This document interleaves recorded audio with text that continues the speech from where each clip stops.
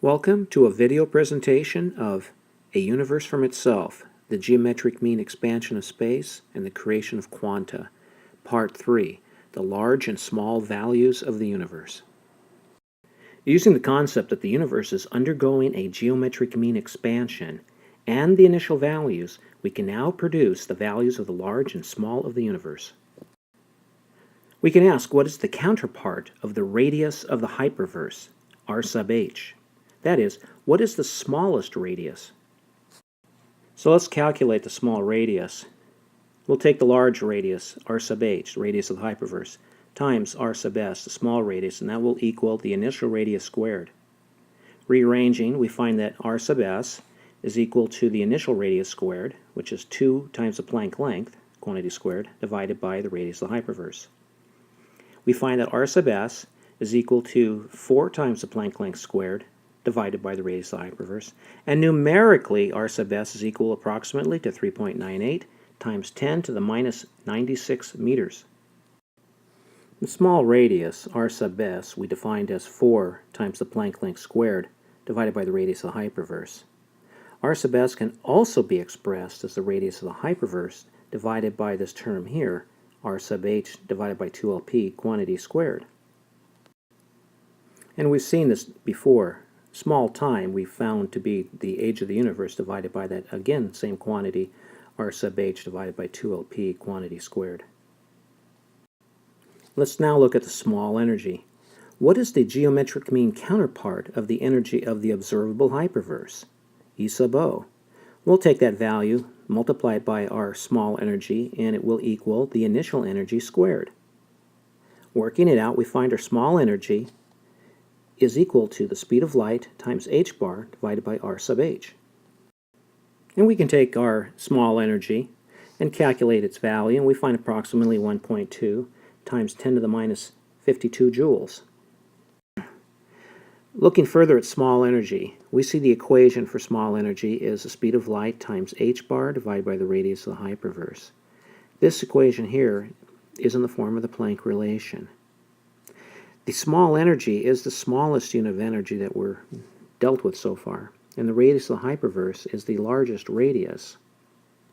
The Planck relation is lambda, the wavelength, is equal to Planck's constant times speed of light divided by the energy. In rearranging, we find the energy is Planck's constant times speed of light divided by lambda. Dividing each side, or top and bottom, by 2 pi, we get the reduced Planck's constant times the speed of light divided by lambda bar, the reduced wavelength, and that's a radius. Notice too that the small energy is a function of the hyperverse radius. As the hyperverse radius increases, as the hyperverse gets larger, this entire term gets smaller. So as the radius of the hyperverse gets bigger, the energy of our small energy quantum, as we'll be talking about shortly, decreases. The energy is not static, but is a function of the radius of the hyperverse. We can express our small energy in several ways. We've seen c times h bar over r sub h. This is our Planck relation form. It can also be expressed as r sub s times c to the fourth over 4g. This is the same form that we use for the energy of the observable universe, which is r sub h times c to the fourth over 4g. But here the radius is the small radius, r sub s, which is 4 times the Planck length squared divided by the radius of the hyperverse.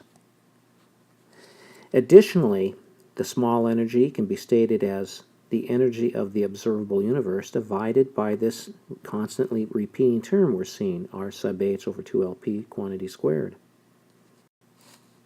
Looking at our small mass, we calculate it by dividing the initial mass squared by the mass of the observable universe, and we get h bar divided by c times the radius of the hyperverse. This value here, like the energy, is a Planck relation. Numerically, our small mass is about 1.34 times 10 to the minus 69 kilograms. And like with energy, we can express the small mass in several ways in our Planck relation form as a function of the small radius, and again as the mass of the observable universe divided by our large number term here. Looking at the small volume, V sub s, we calculate it by dividing the initial volume squared by the surface volume of the hyperverse, V sub O.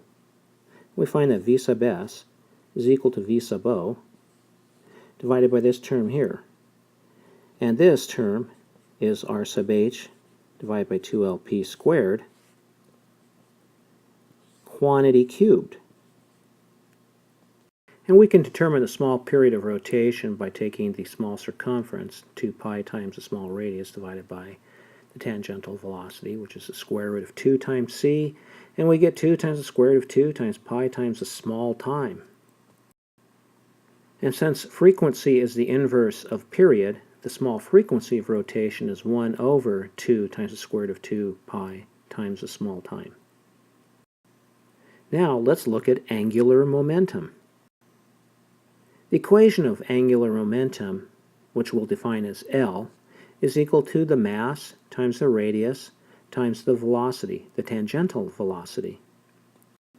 And we can calculate the angular momentum of the observable universe, L sub O, multiplying the mass, the radius, and the tangential velocity. And the result, L sub O, is equal to the square root of 2 times h bar times R sub h divided by 2LP quantity squared. And that is as far as we will take angular momentum at this time. There's a trick hiding here, and we will deal with it soon. And here is a summary of the topics discussed in this video: our initial values, our large and small of the observable universe, and we're going to leave out our small angular momentum at this moment.